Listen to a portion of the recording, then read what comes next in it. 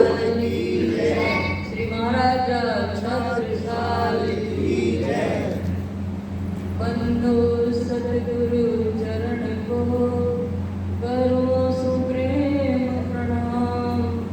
अशुभ हरण मंगल करने देव चंद्र के नाम। श्री प्राणनाथ निज मूलपति श्री मेहराज सुनाम। श्री तेज कुंवर श्यामाज जल को पल पल करो प्रणाम।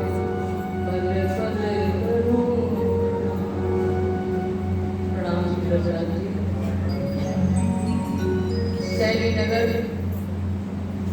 सैनी नगर के अंतर्गत श्री कृष्ण प्रणामी मंदिर, श्री कृष्ण प्रणामी मंदिर का वार्षिक महोत्सव और वार्षिक महोत्सव के उपलक्ष्य में 41 तारतम सागर के पाठ महायज्ञ, इस महायज्ञ का आज पंचदिवसीय आज 5वां दिवस है और इसमें विराजमान धनी जी के लाडले बाईजीराज की ईश्वरी सभी सुंदर साथी को मेरा प्रणाम। पन्ना धाम से पधारी परम पूज्य श्री डॉक्टर कमलावती जी और यहाँ के महाराज श्री ललिता देवी साध्वी, इन सभी को मेरा प्रणाम। सुंदर साथी, ये जो आप तारतम सागर महायज्ञ, ये तारतम सागर पारायण जो है इसको आप देख रहे हैं, वांछित कर रहे हैं ब्रह्मणी है। तो इसको एक पारायण क्या है, तारतम सागर क्या है? तारतम सागर, तारतम 6 चौपाई का मंत्र हमारा महामंत्र है। तार का शाब्दिक अर्थ होता है प्रकाश और तम का अर्थ है अंधकार। जो अंधकार से प्रकाश की ओर ले जाए वो है तारतम। तो तारतम, तार से पूर्ण ब्रह्म परमात्मा का स्वरूप है, चितगन है। जो मूल मिलावा में राजी महाराज जो बैठे हैं वो तार समान ब्रह्म स्वरूप है जो मूल मिलावा में बैठे हैं। और जो 12,000 ब्रह्मनयन के चरणों में बैठे हैं उनके ऊपर तमोरूप अज्ञान का खामोशी का आवरण डाला, उसको तम कहते हैं। पर तार और तम कभी मिल नहीं सकते। तार प्रकाश है और तम अंधकार है। ये तारतम कैसे मिला?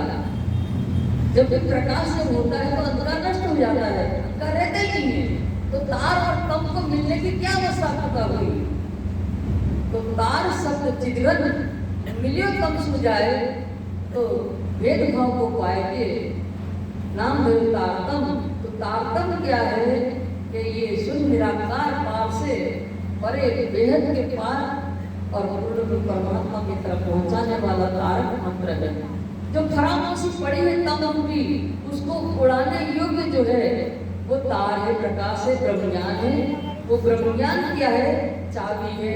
और तम क्या है? ताला के नाम दिया गया है, माया ये ब्रह्म है।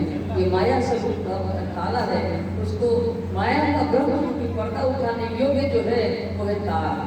वो ब्रह्म है, ब्रह्म ज्ञान है, उसके द्वारा ही परामर्श का पर्दा उठेगा। इसलिए तार को तम से मिलने की आवश्यकता हुई। तो इस वाणी को तारतम सागर कहते हैं। 6 चौपाई का जो हमारा मंत्र है तारतम मंत्र, और उसका 112 चौपाई प्रकट वाणी उसका सार, और प्रकट वाणी जो 112 चौपाई की है उसका सार 18,758 वाणी है। तो ये वाणी जो है इलम है, राजीव महाराज का इलम, जो राजीव महाराज के मस्तिष्क में इलम के सागर है। राजीव महाराज के हृदय में इष्ट के सागर है और राजीव महाराज के मस्तिष्क में इलम के सागर है। तो इलम के सागर की एक फुई आई है, सागर नहीं। जैसे समुद्र देखते हैं ना, इस समुद्र से एक फुई किसको कहते हैं? कि जब पानी बरसता है बौछार होती है, उसके कण कण निकलते थे, उसको फुई कहते हैं।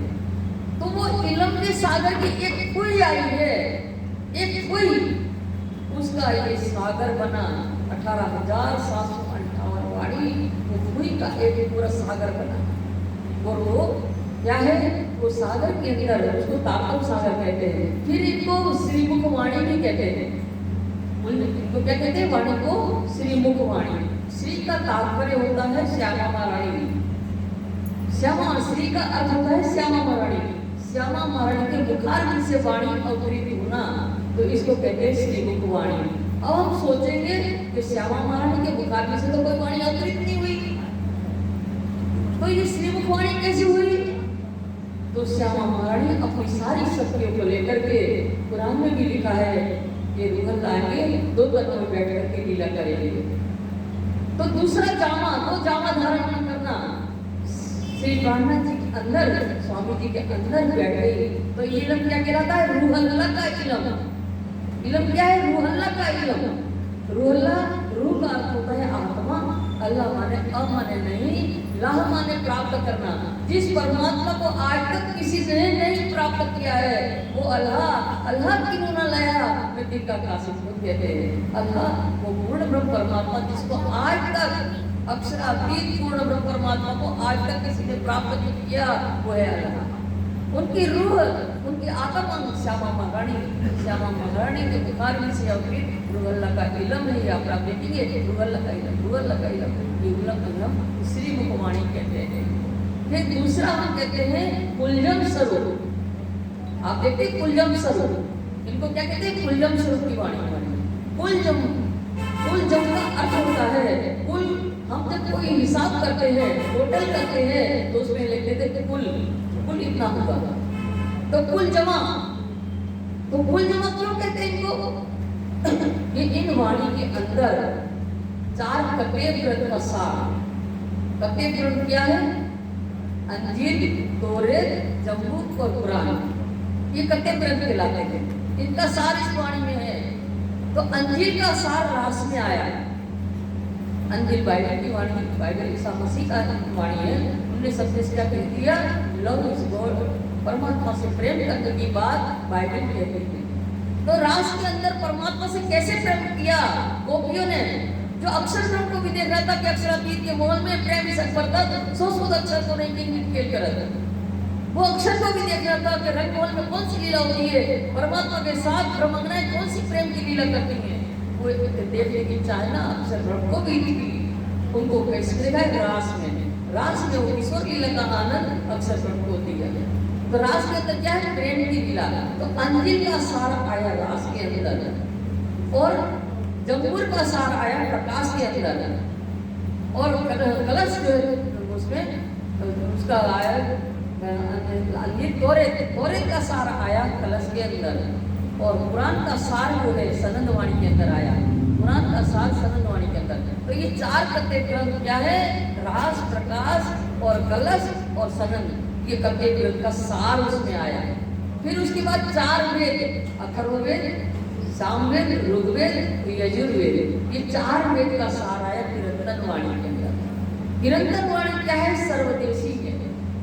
जहां जहां स्वामी जी जागरण करने के लिए गए, सभी परमात्माओं की जागृत करते करते जहां जहां गए, वहां वहां जैसी उपयुक्त रही वाणी, वहां वैसा अवतरण हुआ उस वाणी का। एक ब्रह्म की पहचान करवाने के लिए हरिद्वार में भी एक ब्रह्म की पहचान करवाने के लिए, जिसको तुम ब्रह्म कहते हो वो तो चारों प्रकार के प्रलय में नष्ट हो जाता है। तो ये श्रीमद् भागवत कहती है कि चार प्रकार के प्रलय होते हैं। विराट के वर्णन में कहते हैं कि 14 लोक का ब्रह्मांड है। नीचे 7 लोक है, अतल, वितल, सुतल, तलातल, महातल, रसातल, पाताल, और 8वां लोक है मृत्युलोक, और 9वां लोक है महरलोक है, पितरलोक, और 10वां लोक है स्वर्गलोक। और उसके बाद है महरलोक, उसके बाद जनलोक, उसके तपलोक और सत्यलोक। ये 14 लोक है, और 14 लोक के ऊपर अष्ट आवरण आए हुए हैं। पृथ्वी, जल, अग्नि, वायु, आकाश और मन, बुद्धि, अहंकार, ये 8 आवरण आए हैं। इस 8 आवरण के ऊपर जो है प्रणव ज्योति स्वरूप आए हुए हैं। और प्रणव ज्योति स्वरूप के ऊपर है ज्ञान शक्ति गायत्री, और ज्ञान शक्ति गायत्री के ऊपर है मोह तत्व का आवरण, और मोह तत्व के ऊपर काल शक्ति 7 शून्य इनका आवरण आया हुआ है। उसके बाद आदि नारायण का स्थान है, उसके ऊपर शून्य निराकार। ये 14 लोग पूरा क्षर ब्रह्मांड कहलाता है सुंदर साथ जी। और क्षर ब्रह्मांड क्या है? क्षर का अर्थ ही होता है नाशवान। क्षर मान मिट जाना, तो ये सब मिट जाता है। स्वयं श्रीमद् भागवत में कहा है कि 4 प्रकार के प्रलय होते हैं। नित्य प्रलय पृथ्वी में होता है या मृत्यु लोक में, रोज जन्मना रोज मरना नित्य प्रलय। और नैमित्तिक प्रलय जो है ब्रह्मा जी का निमित्त होता है। ब्रह्मा जी की आयु बहुत बड़ी होती है। कलयुग, द्वापर, त्रेता, सतयुग, ये 4 युग 1000 बार व्यतीत हो जाए तो ब्रह्मा जी का एक दिन होता है, तो उतनी ही बड़ी रात्रि होती है। तो उनका जब निमित्त होता है क्या हुआ, तब क्या होता है? नैमित्तिक प्रलय। मोह तत्व तक, स्वर्ग तक सब नष्ट हो जाता है। स्वर्ग तक सब नष्ट हो जाता है। जो स्वर्ग में 33 कोटि देवी देवता रहते हैं, इंद्रादि देवता सब रहते हैं उसमें, तो वो सब नष्ट हो जाता है। और फिर जब प्राकृतिक प्रलय होता है तो मोह तत्व तक अष्टावरण, ब्रह्म, ज्योति स्वरूप, ज्ञान शक्ति, गायत्री और उसके ऊपर मोह तत्व है, वहाँ तक सब प्राकृतिक प्रलय में नष्ट हो जाता है। तो वैकुंठ वगैरह में ब्रह्मा विष्णु महेश की तीनों पुरियाँ हैं, वो सब प्रलय में आ जाते हैं। और उसके ऊपर जो है जब महाप्रलय, जिसको अत्यंतिक प्रलय कहते हैं, उसमें पूरा क्षर ब्रह्मांड नष्ट हो जाता है। तो वो अखंड अविनाशी परमात्मा कहाँ रहते हैं? जो हमारी आत्मा का कल्याण कर सके, हमें आवागमन के चक्र से मुक्त कर दे, वो परमात्मा कहाँ रहते हैं? वो कोई नहीं बताता है। जैसे कुम्हार जो है घड़ा बनाता है, उस घड़े के अंदर सारी कलाकृतियां भर देता है, पर बनाने वाला अलग होता है कुम्हार, वो ब्रह्मांड उस घड़े के अंदर नहीं। ऐसे ही ब्रह्मांड को बनाने वाला कोई और है, परे है, पर वो कौन है? वो कोई नहीं समझ सकता कि वो कौन है। वो कौन समझ सकता है? कि हम सुंदर साथ प्रणामी समाज जो है, हमारे पास तारतम आया है। तारतम के द्वारा महामती प्राणनाथ जी ने बताया है कि ये 14 लोक का ब्रह्मांड, ये पूरा क्षर ब्रह्मांड के ऊपर जो है इस सृष्टि के रचयिता अक्षर ब्रह्म जो अखंड है, अविनाशी, वो ऐसे ऐसे करोड़ों ब्रह्मांड एक पलक झपकने मात्र से चौथाई भाग में बनाते हुए मिटा देते थे। वो अक्षर ब्रह्म भी राजू महाराज के तो सामर्थ्यवान अक्षर ब्रह्म हमारे धनी के दर्शन करने आते हैं, प्रातः 7:30 बजे दर्शन करने आते हैं। और ऐसे पूर्ण ब्रह्म परमात्मा की हम अंगना है सुंदर साथी। तो इस तरह से एक ब्रह्म की पहचान और आत्म कल्याण का मार्ग बताते हुए स्वामी जी प्राणनाथ जी इसलिए चारों का वेदों का सार कीर्तन वाणी के अंदर है। उसके बाद 5वां वेद ससंवेद, ससंवेद 5वां वेद है। तो वो जब स्वयं ब्रह्म आते हैं उनके साथ आता है ससंवेद। तो स्वयं ब्रह्म आए, अक्षराति पूर्ण ब्रह्म परमात्मा के अवतार स्वामी श्री प्राणनाथ जी, तो उनके साथ में जो 5वां वेद ससंवेद है, जिसको तारतम का तारतम भी कहते हैं सुंदर साथ जी, जिसको मार्फती वाणी भी कहते हैं, वो 5वां वेद है। वो उसमें क्या है? वो पूर्ण ब्रह्म परमात्मा का स्वरूप कैसा है?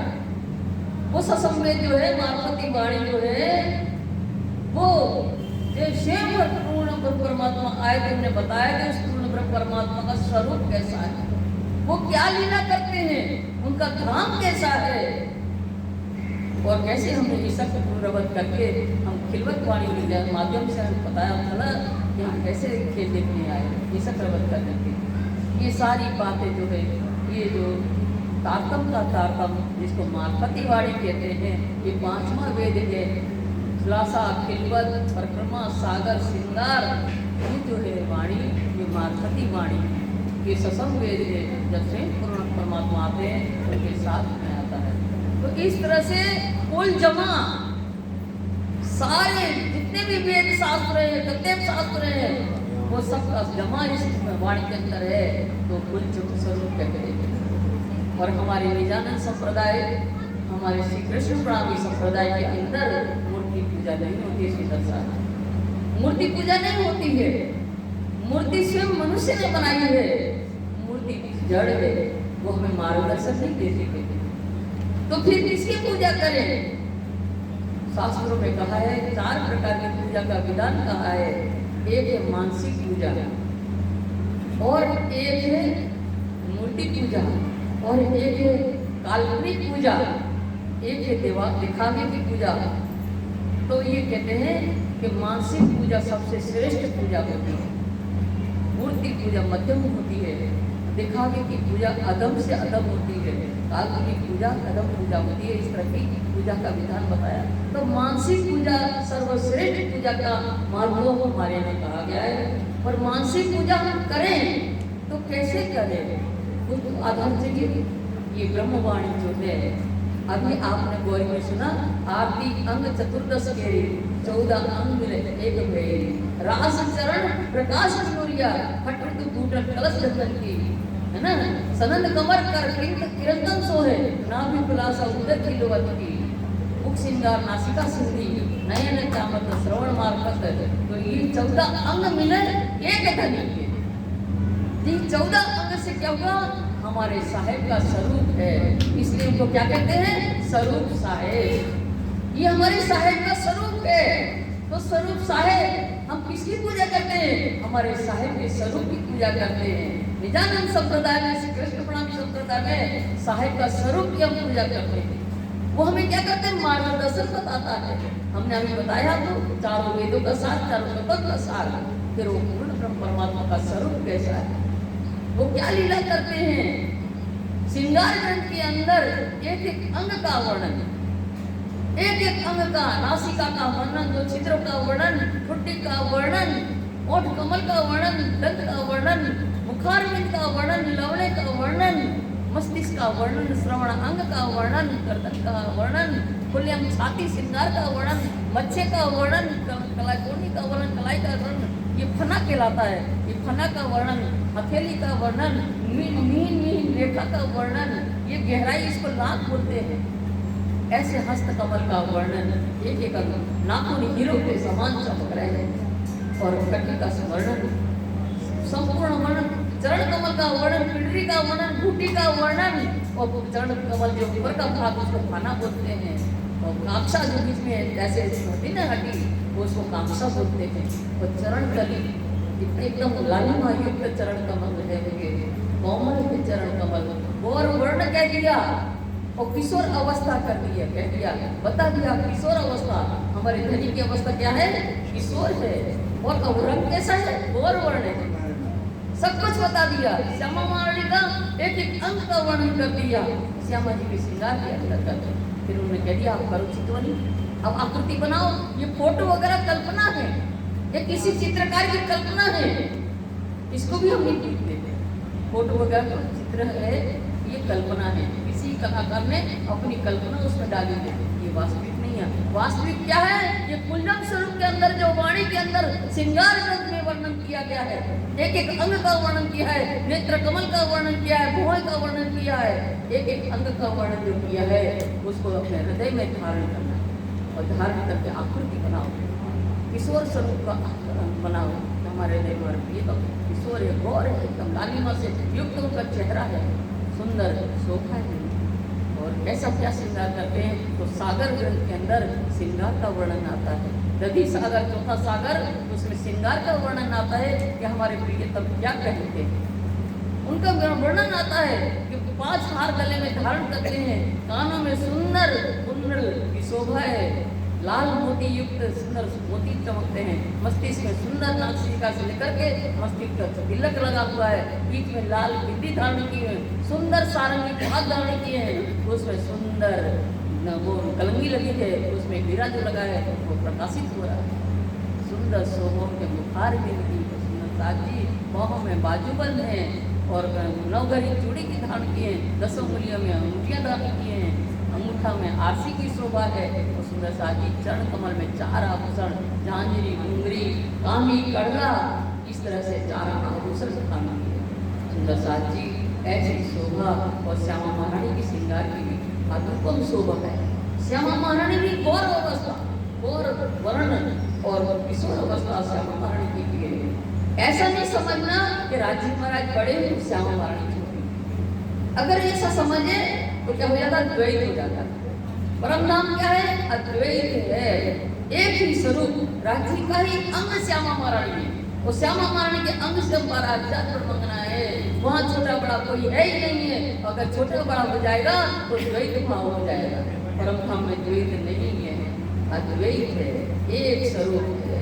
राजी महाराज के तेज की स्वरूप बाजूराज है, उनके तेज से 12,000 ब्रह्मंगना है और 12,000 ब्रह्मंगना के अंग का तेज है, कुशालियां हैं, उनके अंग के तेज की शोभा पूरे 25 पशु पक्षी और 25 पक्षी की शोभा है।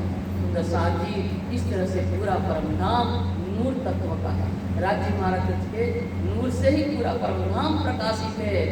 नूर का राज का अर्थ ही होता है स्वयं प्रकाशित, उनके प्रकाश से पूरा परम धाम प्रकाशित है, उसको कहते हैं राज। इसलिए हम राज श्यामा जी कहते हैं। सुंदर साथ जी ऐसी ही ब्रह्मवाणी है जिसको आप पठन कर रहे हैं।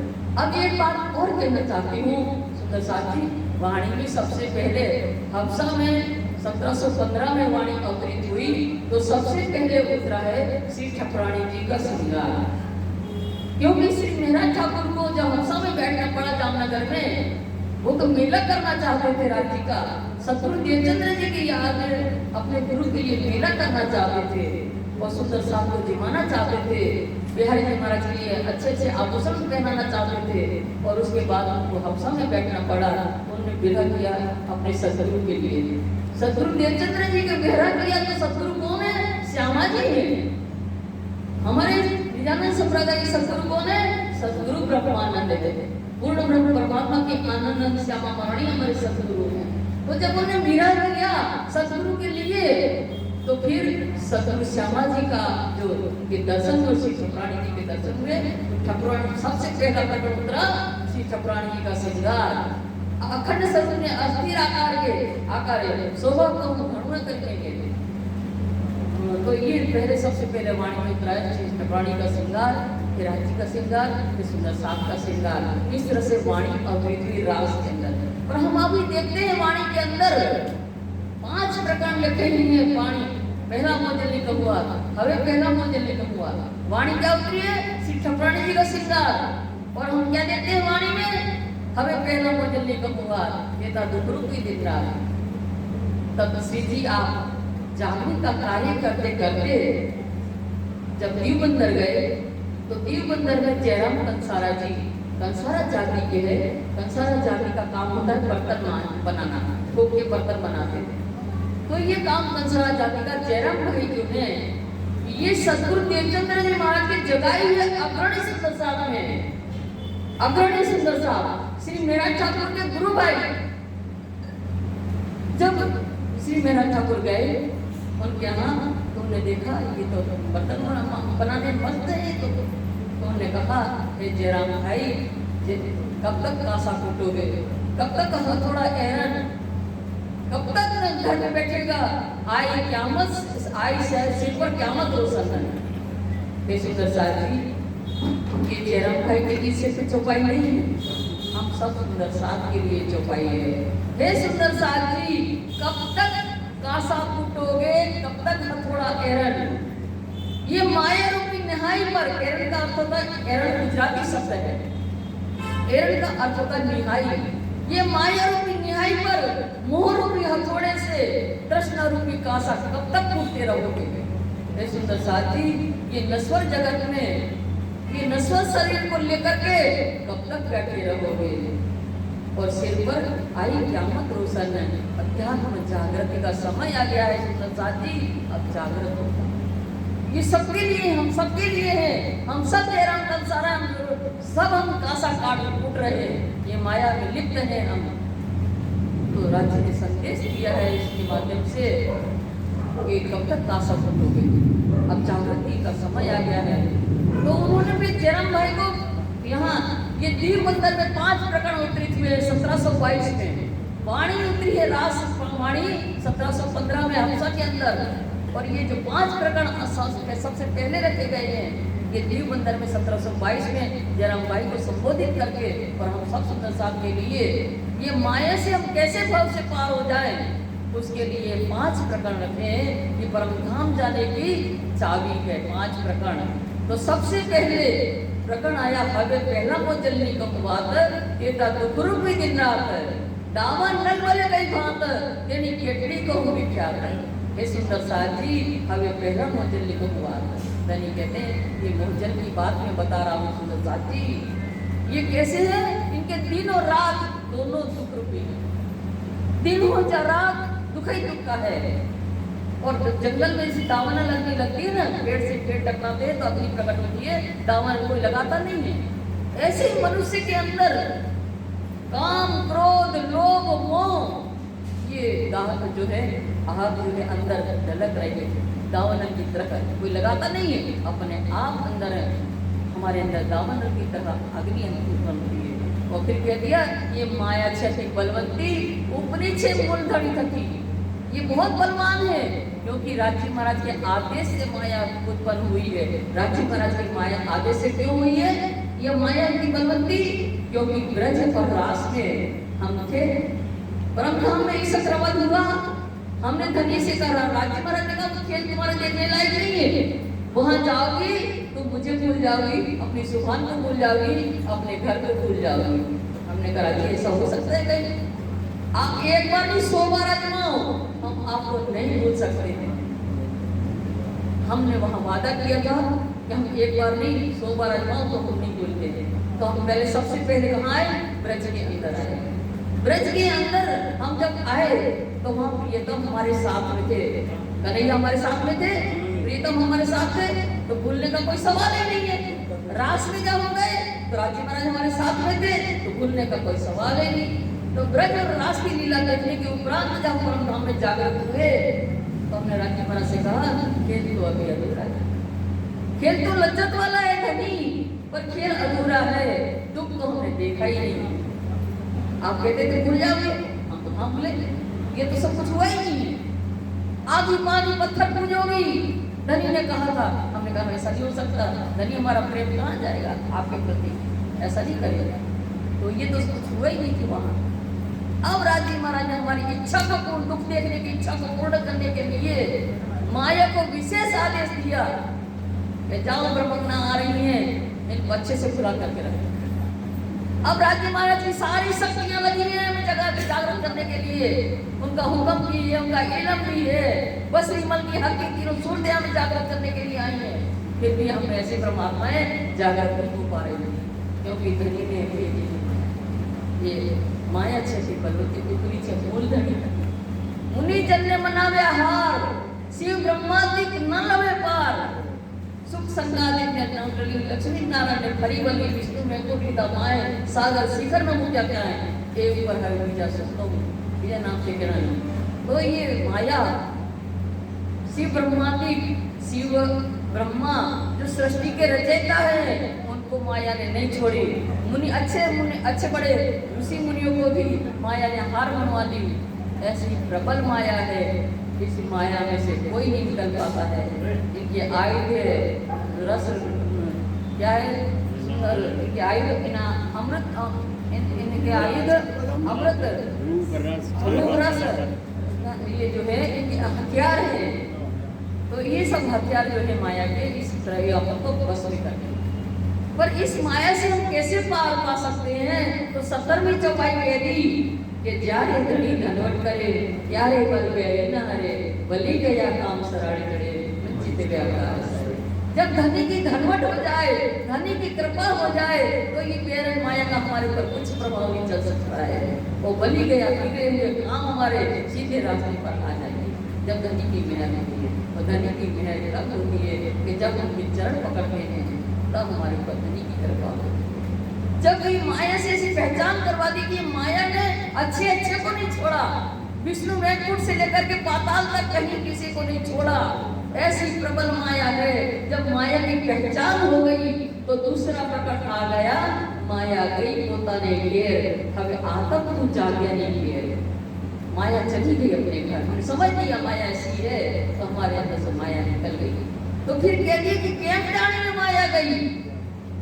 तो जवाब आया अंतर ज्योति प्रकट करेगी। हम कैसे समझे कि माया चली गई? तो अंतर आत्मा में जब ज्ञान का प्रकाश हो जाए तो समझ लो माया चली गई, क्योंकि माया का स्वरूप कैसा है? अंधकार है। और राजी महाराज का ज्ञान का प्रकाश है। जब ज्ञान आ जाता है, ज्ञान का प्रकाश आ जाता है, तो माया समझ लो सतह निकल गई।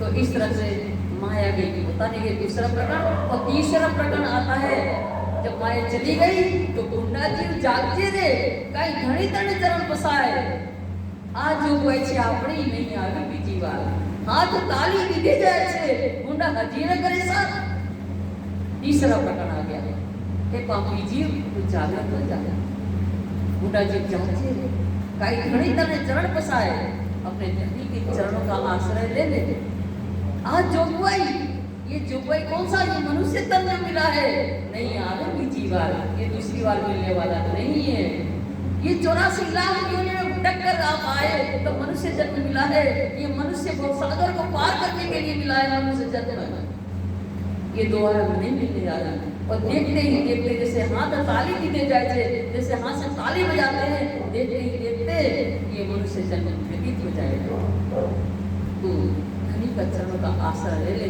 तो जागृत हो जा पापी जी तब ये तीसरा प्रकरण हो गया आत्मा जब जागृत हुई तो चौथा प्रकरण है प्रेम सेवा वाले प्रकट विधि ब्रजतनी आवार प्रेम सेवा वाले प्रकट विधि ब्रजतनी आवार आवार माने तीसरे ब्रह्मांड में बालाजी ने ब्रज की लीला जो ब्रज के अंदर जो प्रेम की लीला हम करते थे अपने कृष्ण कन्हैया से वो लीला को यहाँ जाहिर कर रहे थे कि कर्मा करता आपण वाकड़ी के सगली मास ने काम करता अति घना पर खीण न छोड़े उन्हें ब्रज में क्या करते थे उठता वेचता रमता वालो चितक त्याल को ना खाए वाछड़ा ले जा रहे पधारे ત્યારે ખીણ વર્ષા સોતાય ઘરમાં કરતા પણ વાકડી के तो सगली माँ इसने हम घर में कोई भी काम करते थे बातें भी करते थे तो कन्हैया की बातें करते थे ब्रज के अंदर क्या करते थे कन्हैया की बातें करते थे कन्हैया आएगा माखन खाएगा कन्हैया के लिए दही बनती थी माखन खाते थे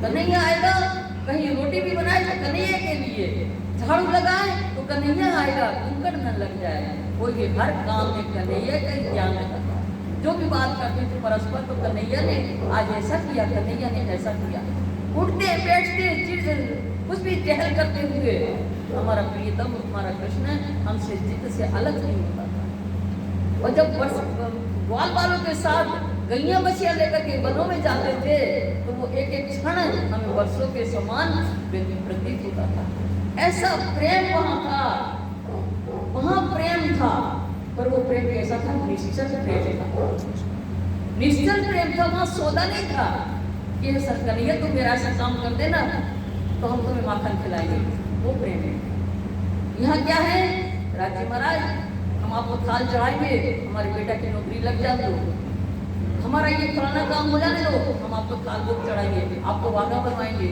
ये सौदा है ये प्रेम नहीं है राज्य आपके खाने के भूखे नहीं है राज्य आपके वादा के भूखे नहीं है पर हम ऐसा उनको सौदा करते हैं प्रेम नहीं वहाँ प्रेम था पर इलम नहीं था इलम नहीं था वहाँ क्योंकि किससे प्रेम करते थे निश्चित प्रेम करते थे गोपिकाएं अब यहाँ तीसरे ब्रह्मांड में इलम आया ये ब्रह्मवाणी आई पर वो इशक नहीं है हमारे पास इलम वो प्रेम नहीं है हमारे पास और परम धाम जाने के लिए प्रेम आवश्यक है सुदर्शन जी तो प्रेम कैसे प्राप्त हो इलम तो है वाणी तो है ब्रह्मवाणी हमें ज्ञान भी हो गया ब्रह्मवाणी के द्वारा पर प्रेम नहीं है इष्ट नहीं है तो पांचवा प्रकरण है एणे पगले आपन चालिए ये पगला प्रमाण सुंदर साथ जी पहले ने फेरे आपन जे मिसर्या तमे जान खाओ ने चित आणी ने रंग मानो सुंदर साथ जी ये पांचवा प्रकरण है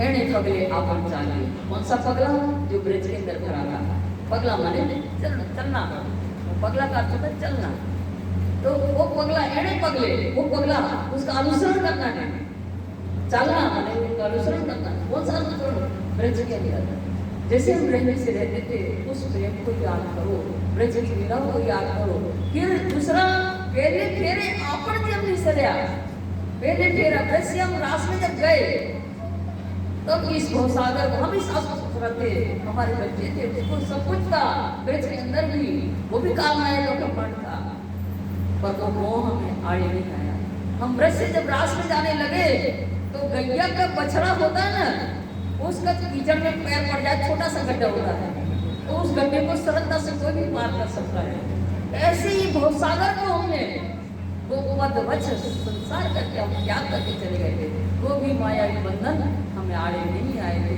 वो प्रेम, उस प्रेम को याद करो, उस जिस प्रेम से हम रास के अंदर अपने माला जी से मिले थे, उस प्रेम से ही ये वाणी हमारे पास हमें इलम हो गया है कि हमारा प्रियतम कौन है और हमारा घर कहाँ है, ये भी हमें ये वाणी के द्वारा पता चल गया है। तो प्रेम को याद करते हुए हमें वहाँ जाना। सुंदर साथ जी, ये 5 प्रकरण जो है ये सबसे पहले इसीलिए रखा गया है कि इससे इस माया को पहचान लो, इससे कैसे हम निकल सकते हैं। ये 5 प्रकरण अगर हमने आपको बताए तो इस तरह से ये पूरे सब वाणी में आपको देखने को मिलेगा। एक वाणी का 14 अंग है, वो 14 अंग में गहराई छिपी हुई है। बहुत गहराई छिपी हुई है। हमने आपको बताया कि रास के अंदर प्रियतम से कैसे प्रेम करते हैं। पूरी रास वाणी में रास की रामतों का आनंद जो ब्रह्मधाम में लेते हैं हम, वही आनंद किशोर लीला का आनंद रास के माध्यम से लेते हैं। फिर रास को खेलते खेलते अक्षर ब्रह्म हमारे साथ है, जिसको देखना है पर वो भी मगन है।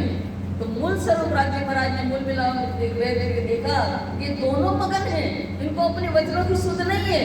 ब्रह्मज्ञाओं ने अक्षर ब्रह्म की लीला को खेल देखने की मांगा था और अक्षर ब्रह्म ने ब्रह्म ने कौन सी लीला करके मांगा था।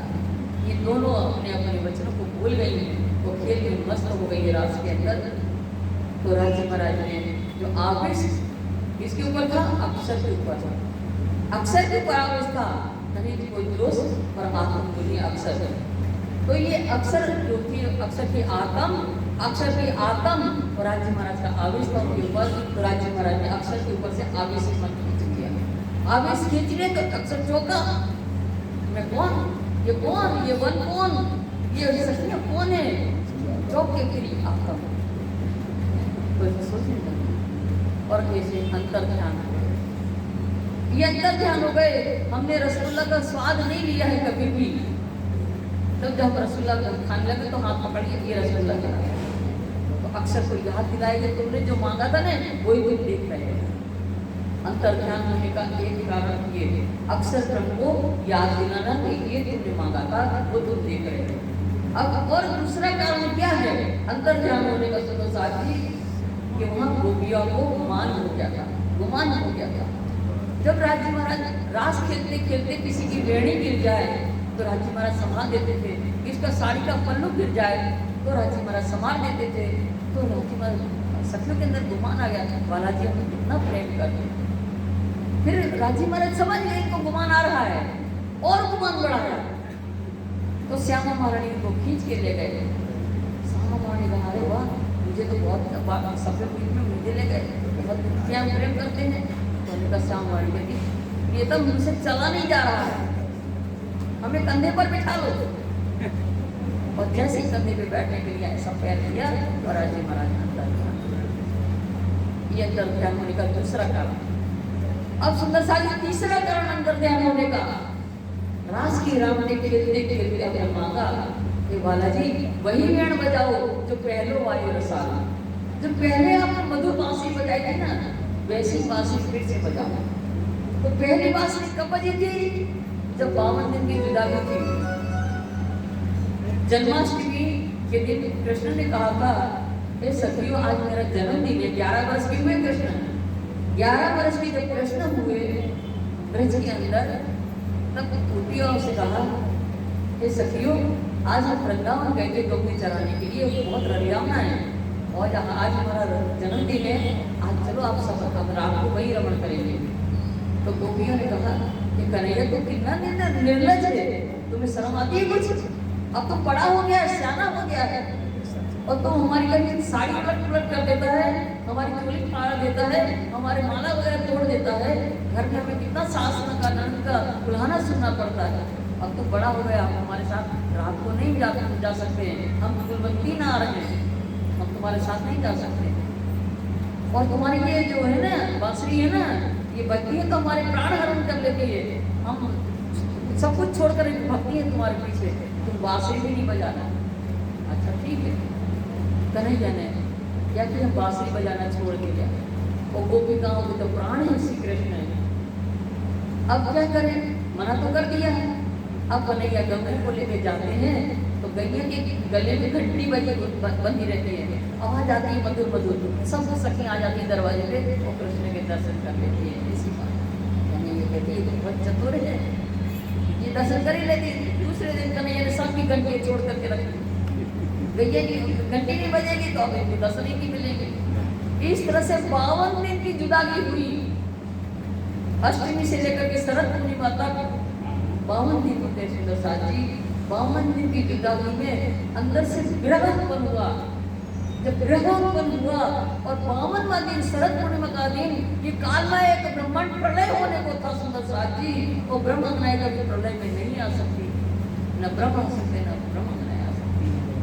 तो चाह करके योग माया के ब्रह्मांड में, योग माया का ब्रह्मांड कहाँ है? छल से परे, छल से परे पूरा ब्रह्मांड का वर्णन बताया है हमने आपको। वो छल के परे अक्षर ब्रह्म है।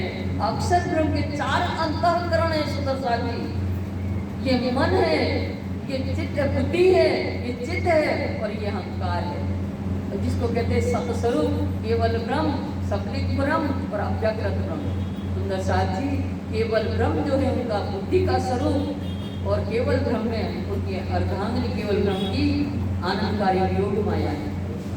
और वहाँ जाकर के बंसी बजाई श्री कृष्ण ने, तो गोपिकाओं को अपने अपने नाम सुनाई दिए और ब्रजमंडल को लगा कि कोई मधुर बांसुरी बज रही है और गोपिकाओं को अपना सुनाई दिया। तो तामसी सखी जो थी वो वैसे ही भगी जो जैसी स्थिति में थी। कोई अपने पति को नहला रही थी, लोटे जैसे डाला और भगी। कोई अपने ससुर को भोजन करवा रही थी तो थाली में फेंक देते भगी। इस तरह से तामसी सखी जो जैसी स्थिति में थी वैसे ही भगी उतावली में करके। और स्वादसी सखी जो है उनको श्रृंगार करने के लिए दिन बाद बालाजी से मिलने जाते हैं तो कुछ श्रृंगार तो कर ले, तो उल्टे सीधे श्रृंगार, क्योंकि बालाजी से मिलने की तलाबेली है अंदर, तो उल्टे सीधे श्रृंगार की। एक आंख अंजन किया, दूसरा ऐसे ही रहा।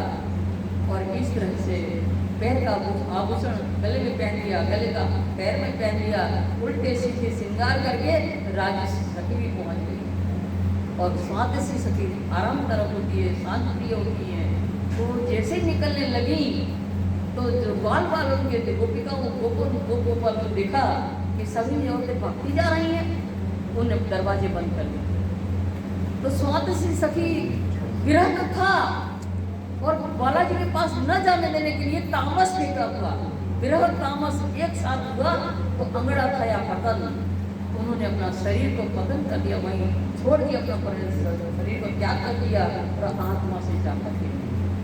और वहाँ बालाजी ने बांसुरी तो बजाई पर गोपिका वहाँ तक नहीं पहुँच पाई थी। योग माया को आदेश दिया कि तुम जाकर के लेकर के आओ।